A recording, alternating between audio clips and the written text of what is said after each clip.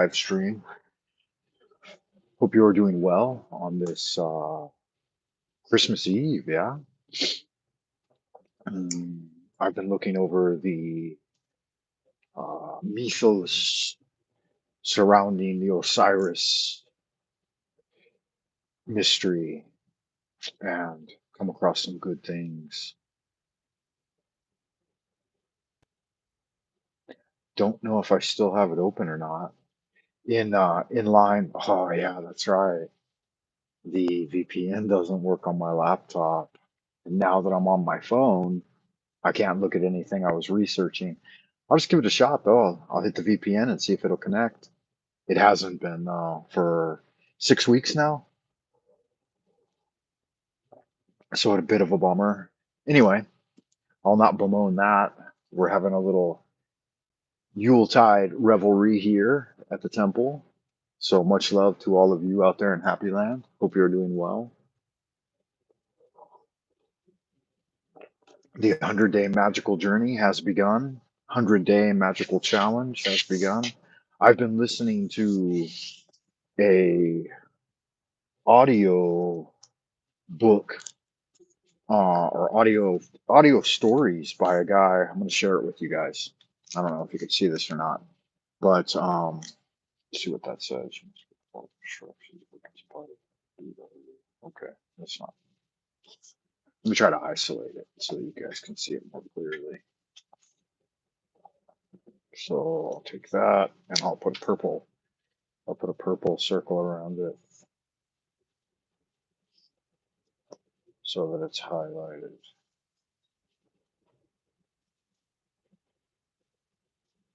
So we got two things here. One is the audiobook story that I've been listening to for the last couple of days. Really, really good stuff. The writing and the presentation is just flawless. But the story I've been listening to recently is On the Trail of the Vampire. So that's the one I've been listening to, and it's really good, very adult content. And then the YouTube channel that does it is Vidith22, VIIDITH 22, So definitely check that out, man. That's really, really good stuff. It's this particular tale is somewhat of like the nature of vampire erotica. It's got these uh, two conclaves of vampires, ones that are trying to work towards good, like integrating with humanity, and then one that are just totally maleficent and wanting to, feed off humanity, butcher them and enslave them. And it's so far there's three parts plus an offshoot called maybe the Vampire Diaries. That sounds suspiciously like Lestat, right? But it's really good writing. Hey, Russian Lad's out in the ideas room. Good to see you, Russian Lad. I hope you're doing well, and very Merry Christmas to you, sir. I'm having myself a wee bit of Christmas revelries. It's the one time a year, once or twice a year, sometimes four times a year at the compass points, the equinoxes and the solstices, that I allow myself a bit of the old fermented grain. Not much, just a wee bit of the fermented grain. So I'm starting off here with a glass of uh, champagne.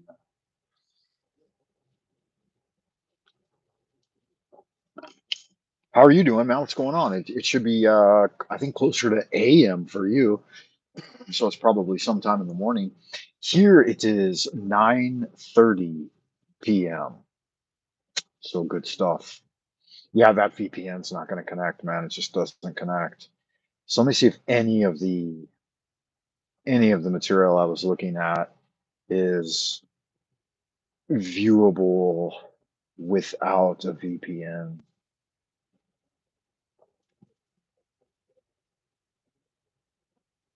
Doesn't look like it. Nah, it doesn't matter. Not a lot you can do about that, right? Keep rolling with the punches.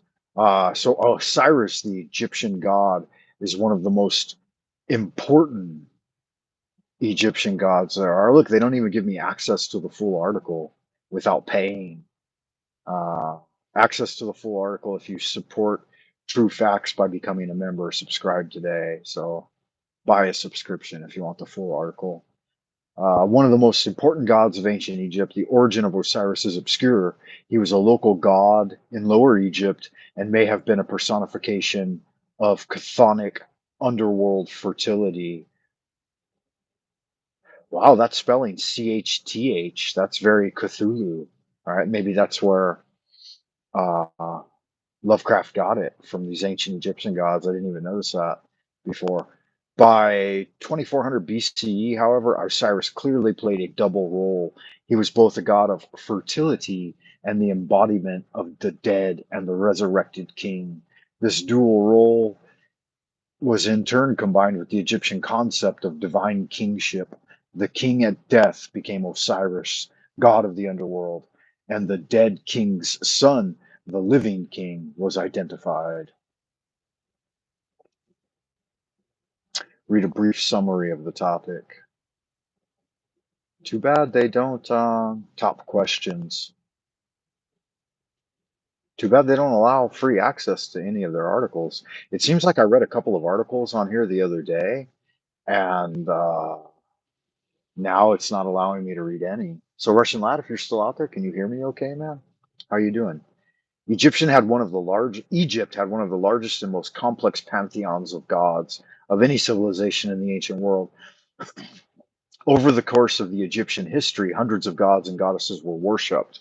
The characteristic individual gods could be hard to pin down. Osiris was, according to myth, Osiris was king of Egypt, who was murdered and dismembered by his brother Seth. His wife Isis reassembled him, his body, and resurrected him, allowing him to conceive a son, the god Horus. He was represented as a mummified king wearing wrappings that left only the green skin of his hands and face exposed.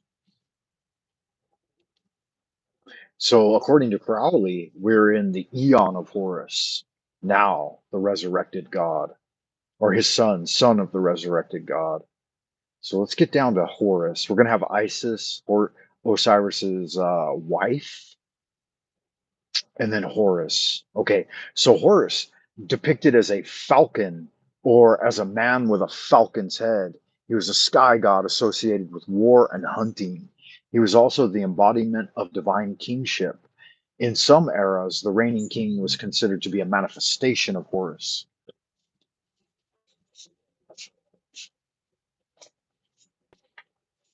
What is it? I don't know. That's some kind of French cookie that came in the mail. You want to have one? The other two boxes I haven't opened yet, so I don't know what they are. Are you guys ready? I'm always ready. You're always ready? Okay, I'll be in there in a minute. Don't ask when I'm gonna. According to Osiris myth, Horus was the son of Isis and Osiris, magically conceived after the murder of Osiris by his brother Seth. Horus was raised to avenge his father's murder. One tradition holds that Horus lost his left eye fighting with Seth, but his eye was magically healed by the god Thoth, Tahuti, because the right and left eyes of Horus were associated respectively with the sun and moon. The loss and restoration of Horus's left eye gave a mythical explanation for the phases of the moon. That's interesting. His left eye was injured. I am Horus then. You didn't miss a lot. I made it through Osiris, and now I'm getting into his son Horus, the falcon-headed god. Is there anything in there? Oh, it's that garbage. Do you need one? It's gonna be the same thing, honey. Two of them.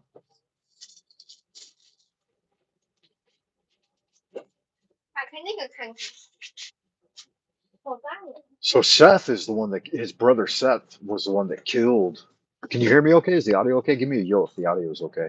Seth was the god of chaos, violence, deserts, and storms. In the Osiris myth, he's the murderer of Osiris.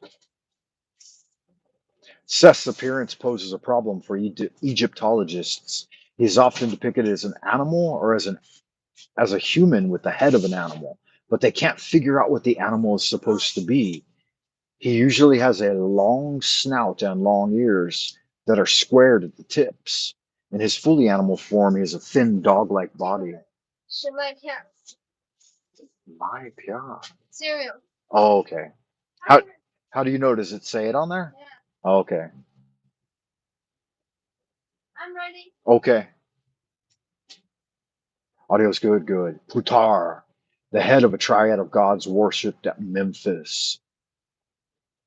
Ra. Ra is one of the several deities associated with the sun. The god Ra is associated with the rising sun, represented with a human body and the head of a hawk. So he's kind of also Horus. That's why it gets a little confusing. Horus, let's see. Ra has the head of a hawk, and Horus has their head of a falcon. How can you distinguish the two, eh? Ra's cult was centered in Heliopolis, now a suburb of Cairo.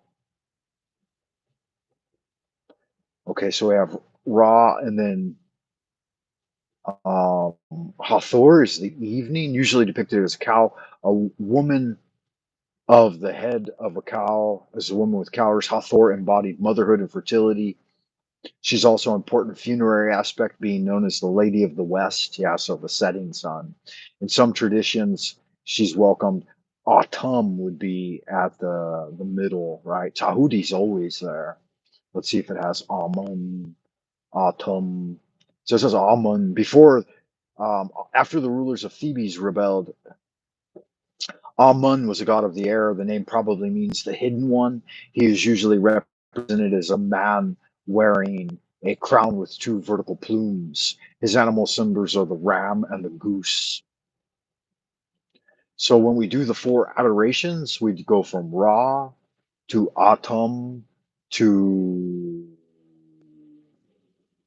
let's see, Hathor, and then Kephara at midnight.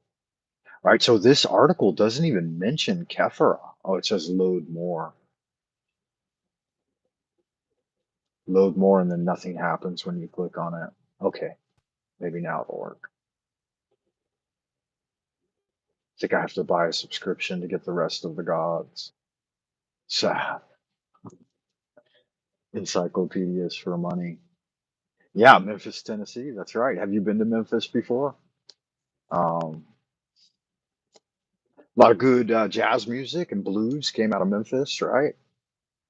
During the 60s, I guess, the 50s and 60s. Wasn't B.B. King a Memphis man?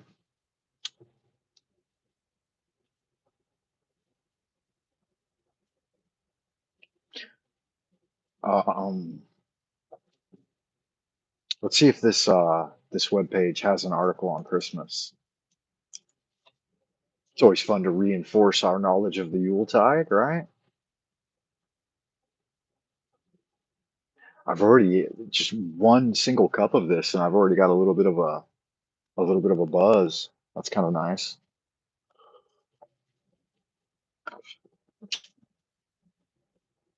Flavor's not bad too. Nah, I heard about it though. Share similar reputation in New Orleans.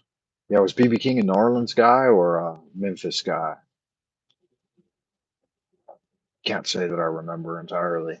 BB King. I'm guessing Memphis. Um,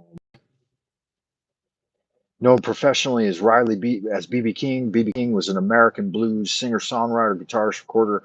He introduced a style of sophisticated soloing based on fluid string bending, shimmering vibrato, and staccato picking that influenced many blues guitarists after him. Known as the King, BB King was 1925 to 2015. Wow, he lived to quite old. That's pretty good. 89, 5 foot 10 inches. Uh, Married twice. Looks like he had 3 children. Doesn't say his hometown though. That's interesting.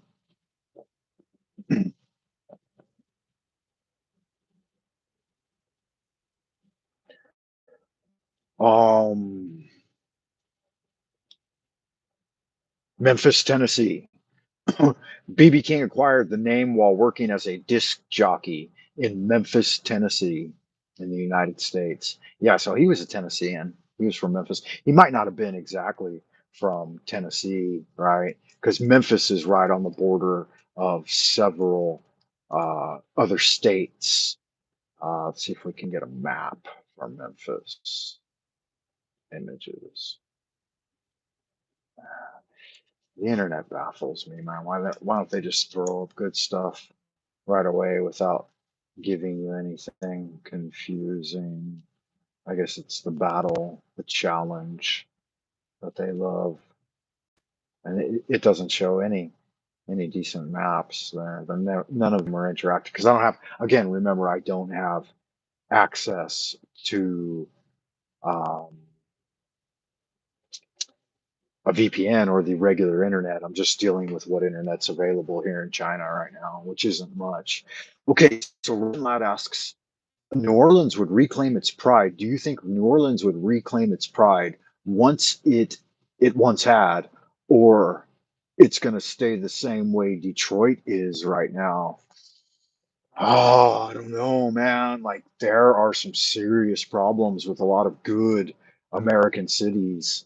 Uh, One I was contemplating recently was Philadelphia. Philadelphia at one time during Benjamin Franklin's time was known as the Garden of Eden in America. It was the height of civilization in like the 1760s before the founding of the United States, and then well into the United States growth. And it didn't even start to go to shit until, right, we all know why certain cities have started to go to shit. But yeah, then Detroit. So what do we got? Philadelphia, Detroit. I can't even think of what the main culprits are right now. Chicago. Is New Orleans like that too? I didn't know that. Um, I was actually thinking that with the Astral Challenge, like one of my own personal Twilight missions is going to be engaging in trying to magically interact with and bring about an American Renaissance. Um, so there's not a lot I can do by being locked down and trapped here and not being a participant in American life. But then I thought, well, even if I was a participant in American life, I would only be one man, right? I mean, I've got 2 children now and my wife, so I would in fact be four people. But I thought if I could spend a lot of my activity in the Twilight realm, sending my spirit into combat in those areas, then I could be of greater use. I could even learn to divide myself into multiple mm, astral entities and start having some productive, progressive effect, at least just sowing the seeds of the spirit of 1776 all over again. So yeah, that's one of the missions I'm going to be on, and that's why I kind of launched off the 100-day magical challenge with the contemplation of the chariot. That's a vehicle of great power in the realms beyond, and so and it came to me intuitively too. And there are some other reasons for it. New Orleans seems more impoverished than I remember, probably because of the fact it's located in the swamps, which tend to be prone to natural disasters. I went to New Orleans, and I'm going to say 96 or 97, thereabouts, with a friend. We went twice, I believe. He lived and he was living in North Carolina, actually, outside of Charlotte, North Carolina. And I drove my car from where I was, uh, from Tennessee. This is the time I was already in Tennessee at this point, and I drove to Charlotte, and I left my car in North Carolina, and then we took his car and drove from North Carolina all the way down to New Orleans, and we stayed there for like 2 weeks. We went there to get some ritual implements, like some magical implements. So if this was 96, 97, I was like 24, 25.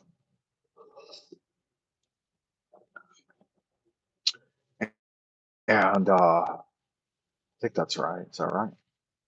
Yeah. So right around the time of university, right after university. mm, I had a good time. I enjoyed it. It was we went for Halloween one time, and then we went another time, like in the spring. I don't think it was for Mardi Gras, but it was right around the time. Mardi Gras is in March, right? Maybe we went in February. We went twice in like a 6 month period, but it was wonderful. Like it was prospering. It was um, the folks weren't really like nice though. Like they were kind of shifty and a little bit shady. And like I don't know, being from LA, we a lot of folks have a very open, laid back, easygoing kind of mentality. And even the gangsters are not like they're not, they maybe they try to kill you or something, but back in the day when I grew up there, it was the gang wars between the Bloods and the Crips, but everybody else was kind of like surfer dude type people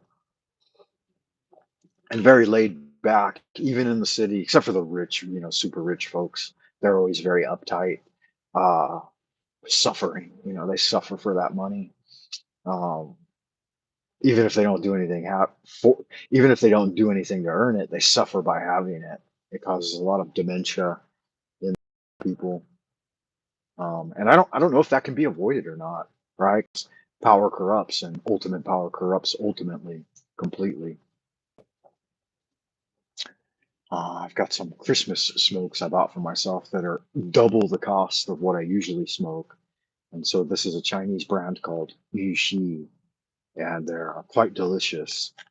But I've noticed too that being more valuable, you're more inclined to have them few and far between. Put a lot of space between them. You don't want to overdo it on the expensive smokes.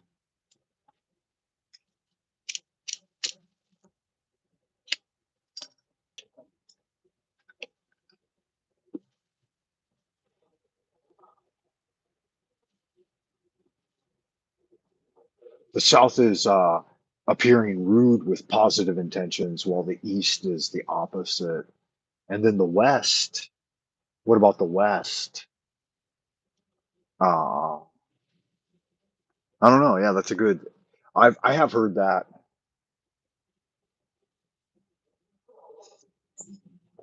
So they would be polite with negative intentions, right? And then So are you doing right yeah, yeah, yeah. Give me about 20 minutes. now? What?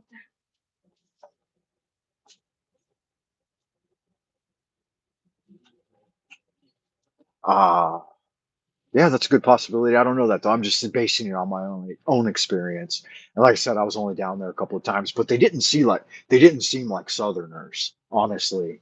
I think I meant urban people when I said the East Coast. Maybe.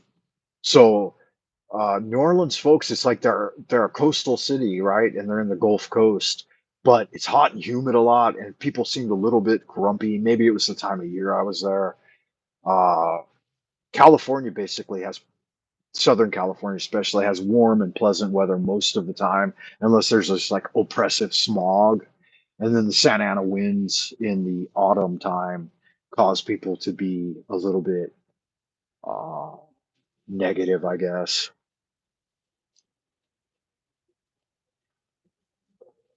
But I seemed to experience more Southern hospitality in areas like Georgia, uh, Alabama, Tennessee, Kentucky, Indiana, and that's even getting north, right? Like Tennessee's on the border of the north and the south, but Kentucky, Indiana, they still seem very country and southern. They don't, and there's still a lot of southern accent going up that way, but not so much. That's where it starts to fade, I guess. So I guess the South is like Florida, Virginia. Is Virginia included? Uh, South Carolina, Georgia, Tennessee, Alabama, Mississippi, Louisiana, and then up a little bit north of that would be like what? What's that next state over? Kentucky.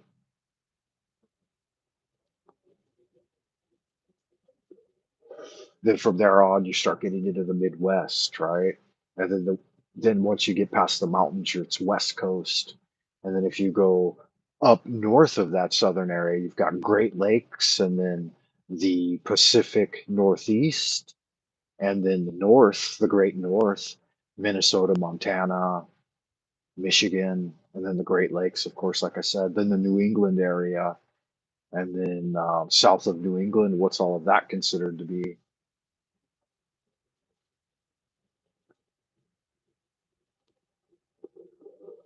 Would like North Carolina and Pennsylvania and what Rhode Island, what else is over there? That's all considered area, right? Not as far south as North Carolina, though, I would imagine. My Massachusetts. So Russian lad, if you're in Jersey, yeah, I've taken my kids to the US a couple of times. They had fun. They liked it. I like went to like south of LA. We went to LA. We went to Universal Studios. We went to Disneyland. I took them there. Then I took them down to San Diego, and we went to the what is that there? Sea World. And there's another water park there, like Ocean Park with animals. I forget what it's called though.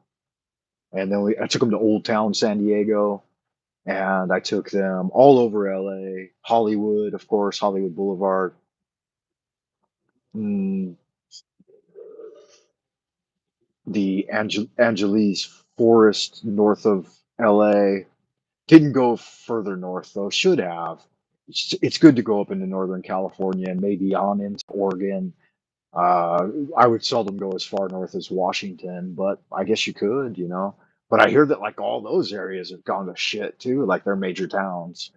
I would imagine the rural areas are probably the same as they've always been, but like Portland, Seattle, good God, those have just turned into left coast hell pits of decadence and violence and everything bad in the world.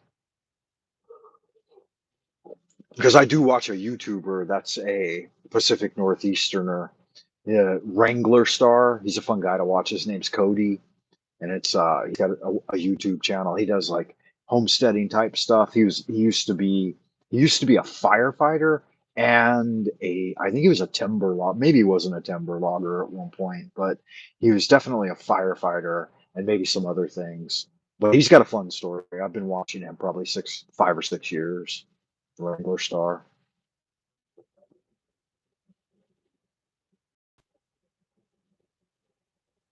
Yeah, so I took my kids there, and then I rented an SUV and drove from LA to Memphis, right to Nashville, really, and took my kids out to see my mom's area out there in Tennessee in the country, and taught my son to shoot a rifle and stuff like that.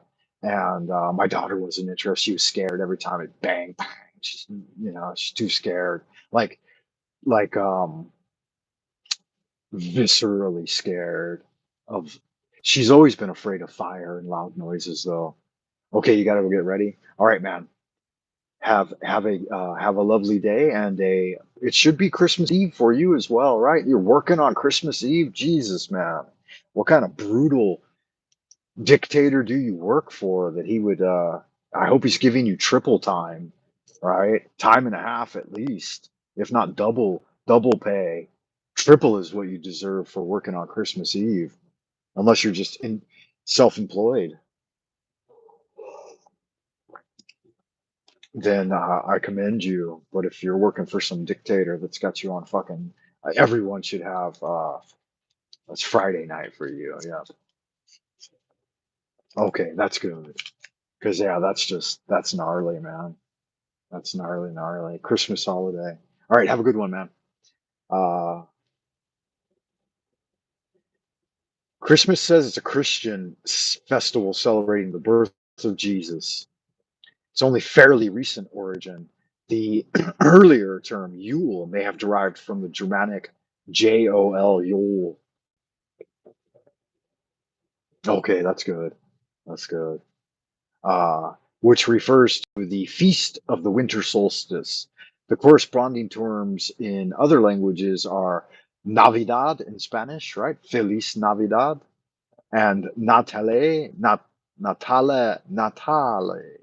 in Italian, Noel in French, all probably pardon me, denote the nativity.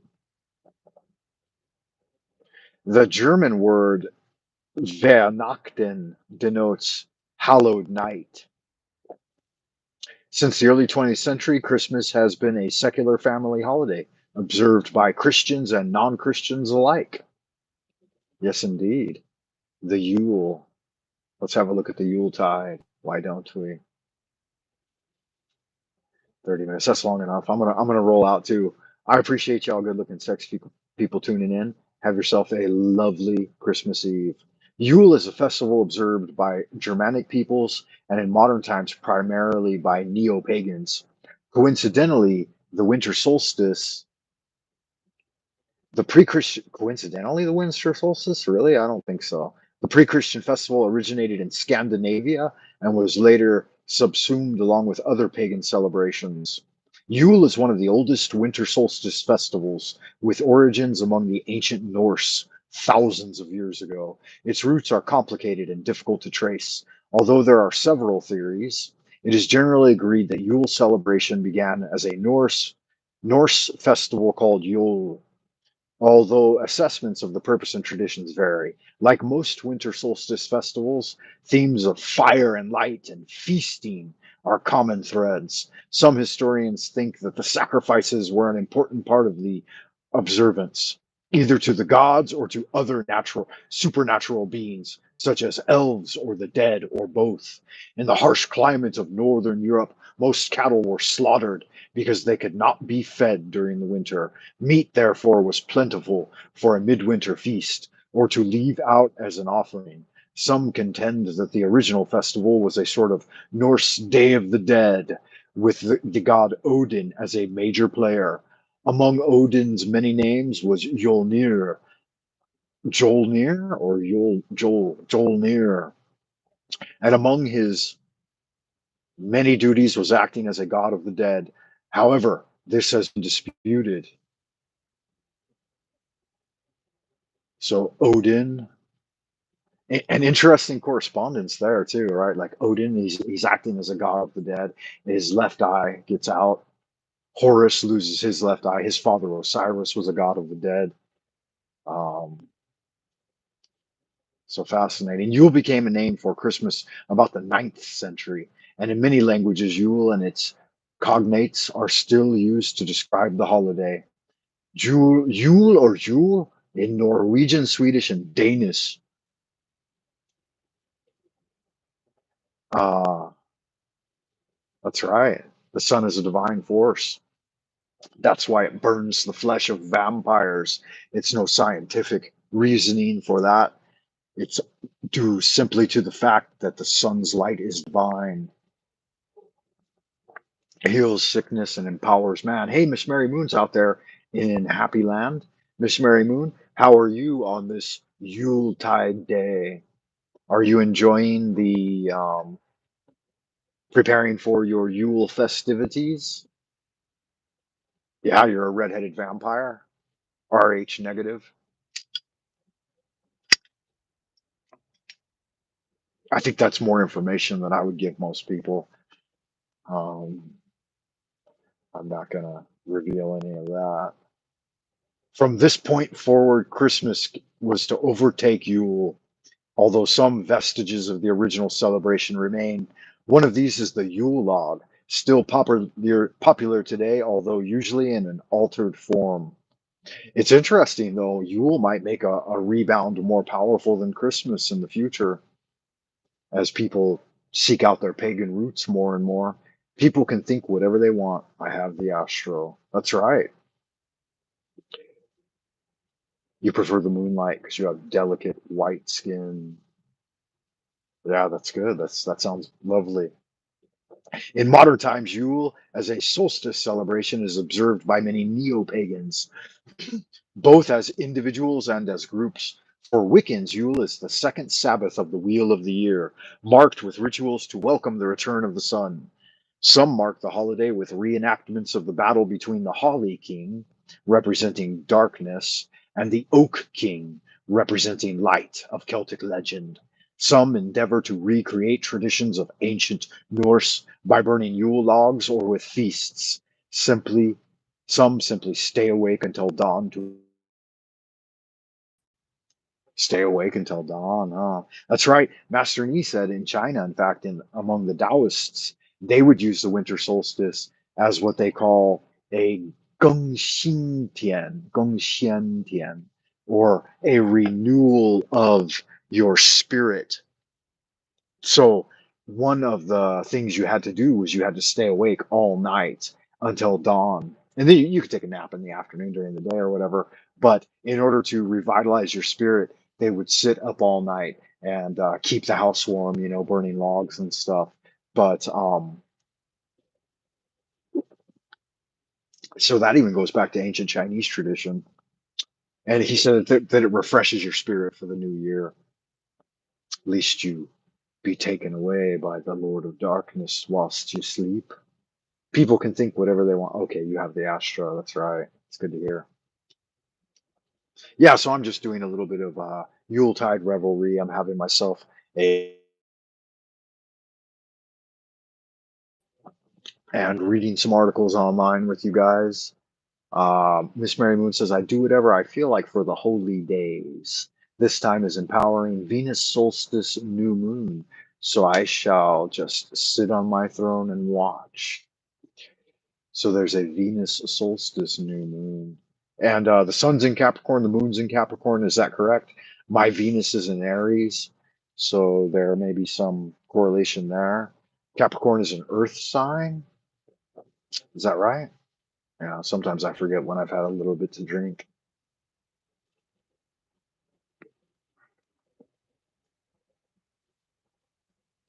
And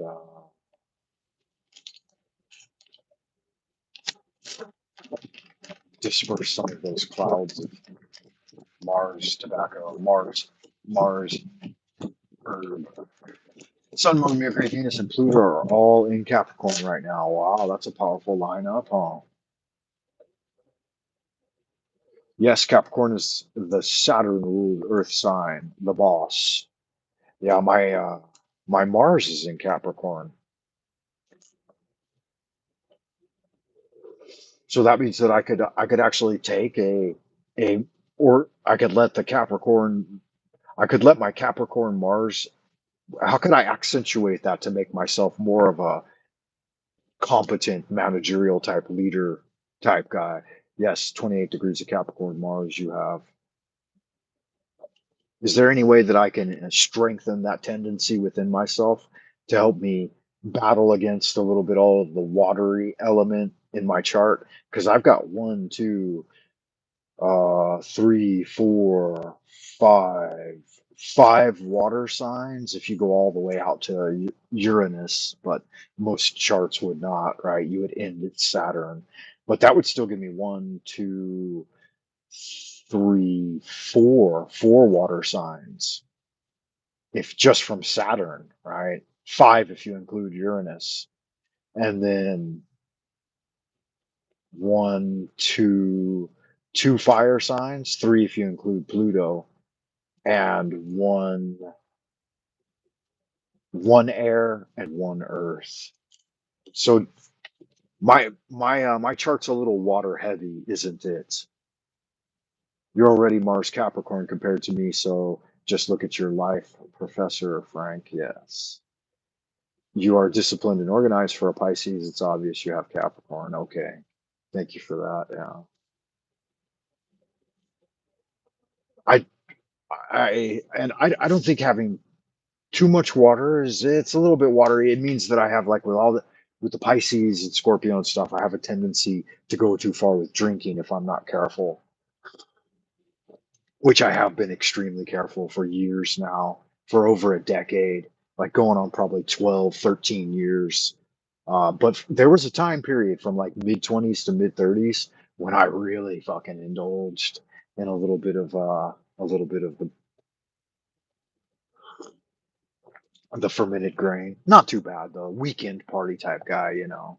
Party with your bros on the weekend.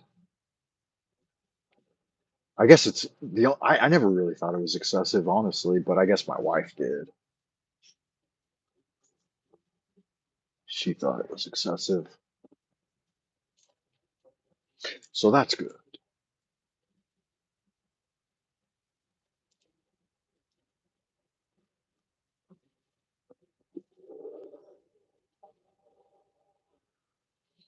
I like talking astro with you, Mary. You know your stuff. And that's good. It's good to know your stuff. Wow, we got a really it must be it's daytime, morning time, so everyone's busy getting ready for Christmas, huh? You said that you're cooking a turkey, is that right? No.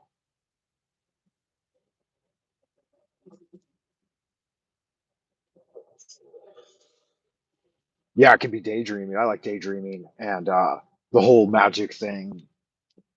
But I don't know. I look at it this way these days that magic maybe in the beginning was a kind of escape from reality, but it also brought me deeply into the world of fantasy role playing and like Dungeons and Dragons, Forgotten Realms, other types of things like that.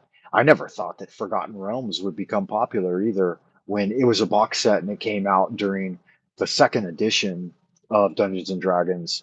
And most people didn't like it. They preferred Greyhawk.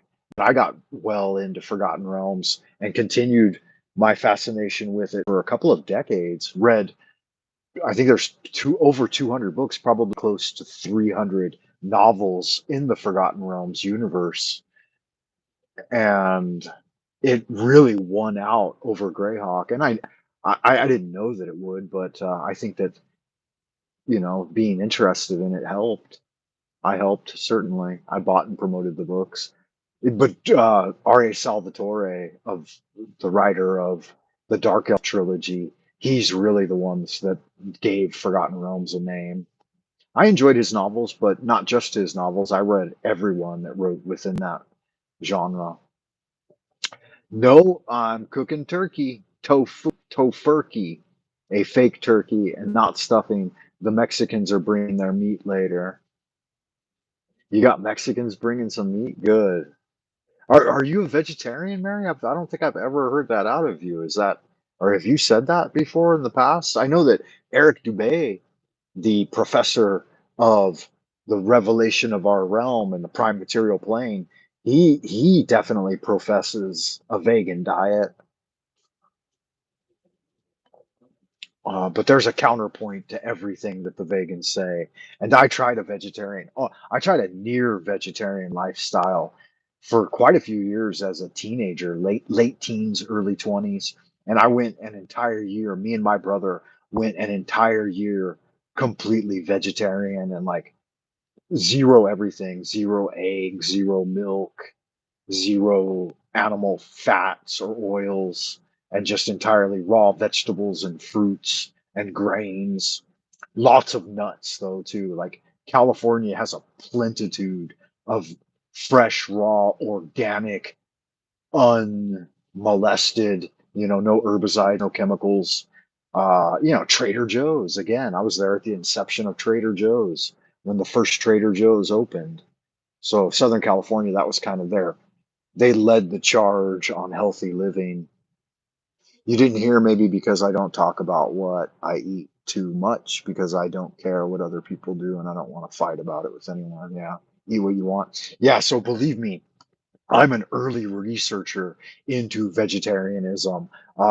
I could name guys right off the top of my head. Norman Walker, he was a big deal in Southern California. He was in the Long Beach area, right where I grew up.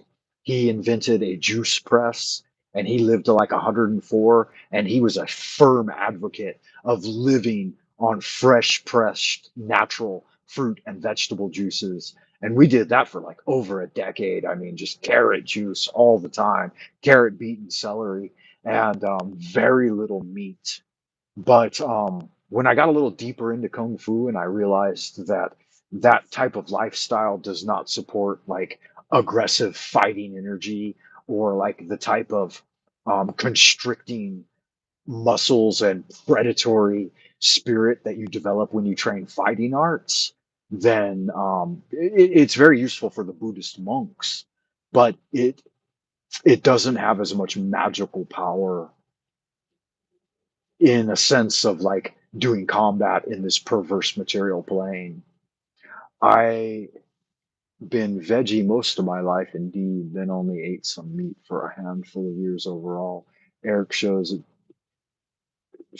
does though. He's a pure vegan. He was a martial arts teacher, LOL, and yoga and stuff. Yeah, it doesn't though. It really doesn't. Um, I met a lot of guys, and like most of those dudes had permanent injury to their Dantian chi, and like they couldn't generate spirit and stuff. I'm not saying Eric hasn't figured out an equation beyond the average individual, because I do trust that he isn't. He's a very ingenious man. Um, yeah, it does. I know. I agree with that too. That's why the Hebrews will be very particular, like about how they kill the animals. They have to be kosher animals, and they're not tortured. They're free ranged, raised, and then sacrificed before the altar. But the Taoist view is that it's very difficult for the human body to digest an excessive amount of grains and grasses. And that's the animals help us, they aid us in the transition of various qualities of chi. So the cow is very uniquely suited to eat grass all day long with its chewing methods and its stomach organization or whatever, and it brings that low level grass level mineral energy up, like the trees bring it up from really deep in the earth. They bring up that deep rich nutrient strong chi. And then so we're not just thinking scientific analysis of this, but also a spiritual inquiry into it. Yeah, no, I hear you. I like to talk about it though. I mean, there's no reason why we shouldn't learn from each other and um point counterpoint, and it's good, like a little bit of healthy spiritual debate about ideas. It's what it's all about. If you have trouble, um like Eric Dubay says this, I mean, if you can't speak talk about things and have a little bit of intellectual debate about it, then how secure are you really in that in those belief systems if you can't allow them to be challenged a little bit and play the devil. I think it's important to be malleable. Like I said, I grew up in that tradition too, or I didn't grow up in it. I grew up a meat eating Christian, and then it was me and my brother who sought to seek out esoteric Taoism and the spirituality of a mostly vegetarian based diet, and then even endeavored to be entirely vegetarian for a while, and even endeavored to go without food for long periods of time, like at least one day a week, and then every couple of months do a 3 day fast, and then at least once a year do a 7 day fast, right? Um, so I'm no stranger to those practices. Yeah.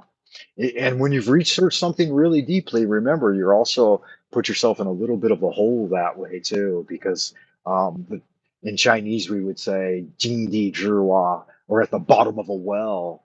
Like you go really, really deep into one rabbit hole, then you have a very narrow view of the cosmos.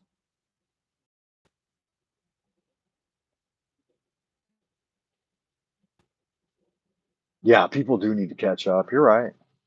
But I'll tell you true, like in chi synthesis. I could eat a mostly vegetarian diet for a long, long time. And then when I have some really good, like USDA prime ribeye meat and eat it for several days, I'll feel my muscle mass will increase just instinctively. I'll have more virile sexual prowess, and it doesn't produce any negative emotions in me. I I could mistreat my body quite a bit. I very seldom generate negative emotions. And my wife is just the opposite. No matter what she eats or does, she's going to generate negative emotions. So yeah. But again, I've got 50 years now nearly. So if we consider from like being a teen, a good 30 years of training in esoteric systems. Keto, I've never heard of keto. What's that? Pure animal products about 13 years ago. That's astrology, temper aspects, etc. Yeah, fiery Leo with other. I did her chart the other day. I looked up. She's got a lot of fire, but she's also got some water and a good amount of earth, but very little air. So she's not very intellectual. She's mostly passionate and physically based. But that's good because her earthy aspects can house my watery aspects, and then her fiery aspects can heat up the water and create more air for me.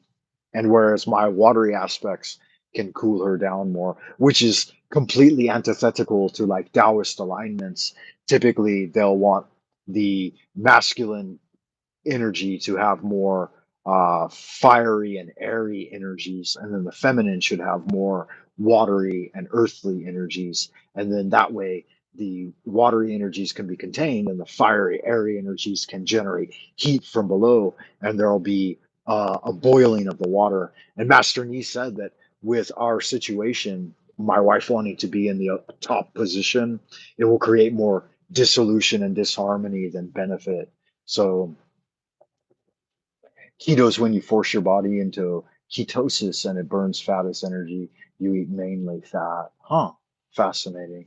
Yeah, I know there's been a lot of, there's also a paleo diet. Is that correct? Where you eat a lot of meats as well. Um, I think, I think the Chinese approach is pretty good. It's just mostly vegetarian. Like we eat grains, rice, grain. The main grain is rice, and then vegetable heavy dishes with just thin sliced, um, mostly mostly thin meat. What is that word? I'm looking for the wrong word. There's fatty meat and then skinny meat. But what is it called? Not skin meat, not thin meat.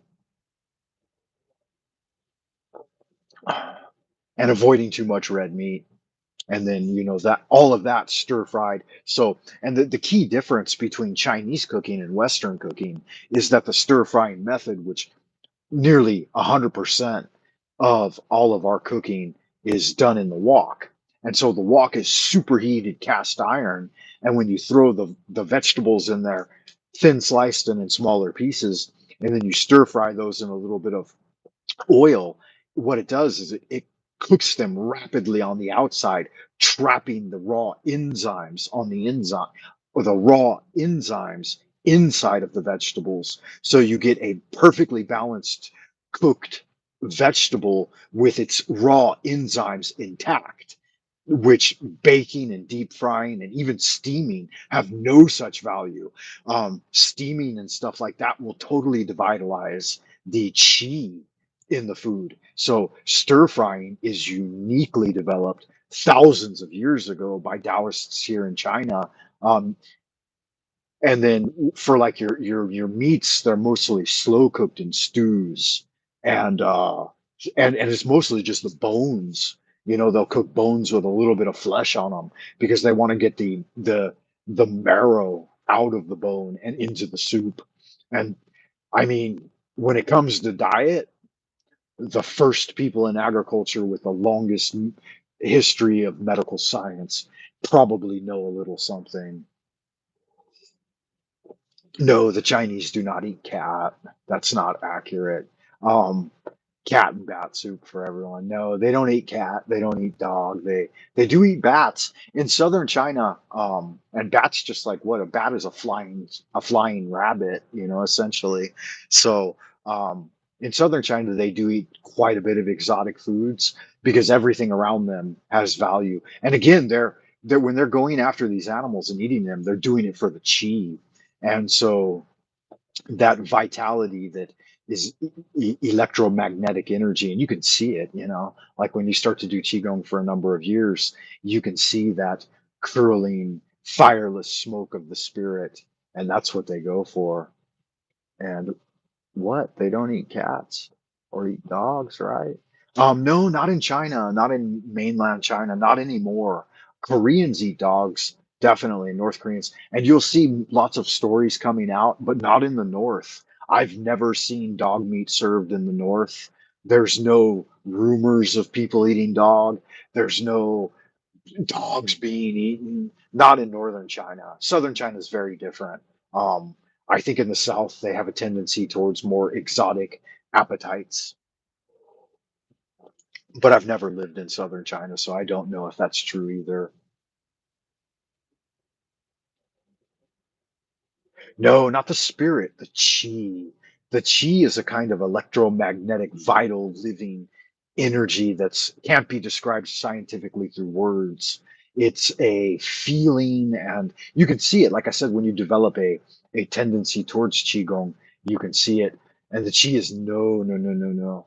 The chi stays with and is generated from the body. Even if you cut the throat of something, it will continue to generate life force. Like you'll continue to grow hair, you'll continue to grow nails, your teeth will continue to grow. Your blood's not pumping, but your organs are still producing vital energies. In fact, it takes 7 days for the spirit to leave the body, according to esoteric Taoism. And if you cremate someone during that time or embalm them, their spirit will feel all of that. They'll be tortured. In fact, the Taoists believe that family in modern times torture the spirits of their ancestors more than anyone else because they put them to flame while they're still in the body. So no, trapping those enzymes through. And if have you seen the speed at which with like a Chinese chef can cut up the carcass of a body? And again, I mean that's for fresh prepared animals and stuff.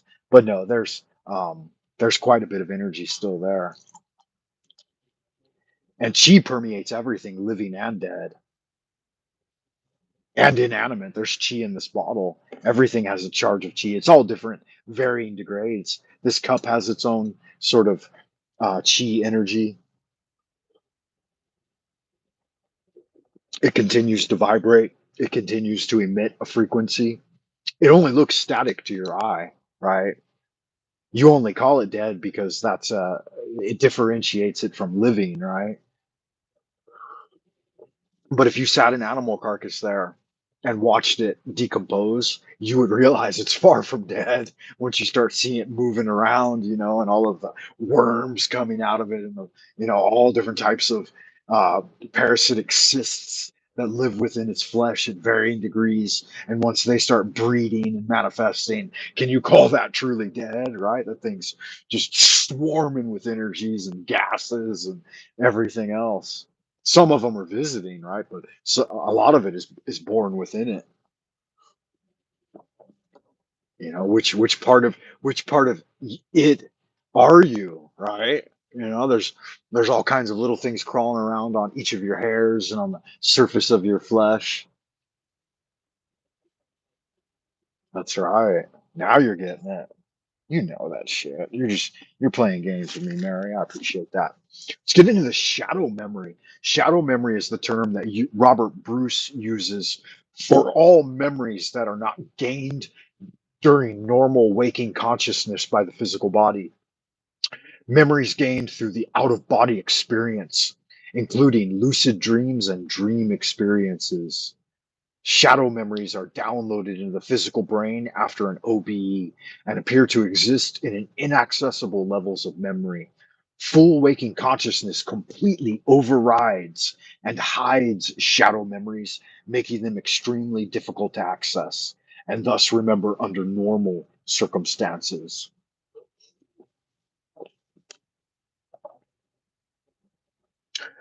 Associations trigger the upsurge of shadow memories into conscious levels of the mind.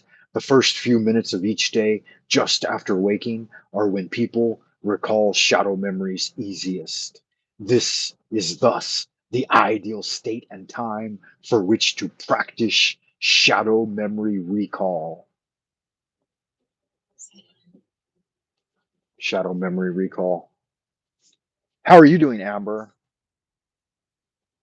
You ready for some party time? Yeah, okay. All right, guys, I will roll into the abodes of the future. It's good seeing everybody out there in Happy Land. Miss Mary Moon, good to see you. Merry Christmas to you. Happy Yuletide to everyone. The winter solstice is past, which means essentially we're in the new year. So in the new year, yeah, that's that Cancerian stone, huh? Isn't that interesting? That her name's Amber. She's born in Cancer, right? And her coloration, like her skin tone and her hair, look like amber. She truly is amber. And I think I've told you the story of how I perceived her name. She told it to me while she was still like only a 2 week old baby, 2 week old in her mother's belly. Join me on the 100-day magical challenge, everyone. Astral projection beyond the veil and beyond the wall of sleep into the twilight realm of dreaming to do battle with some of these bad guys out there in the world that are making everything kind of shoddy. You are on the border. Until next time, be well, happy Yuletide, and do good magic. Until next time, bye for now.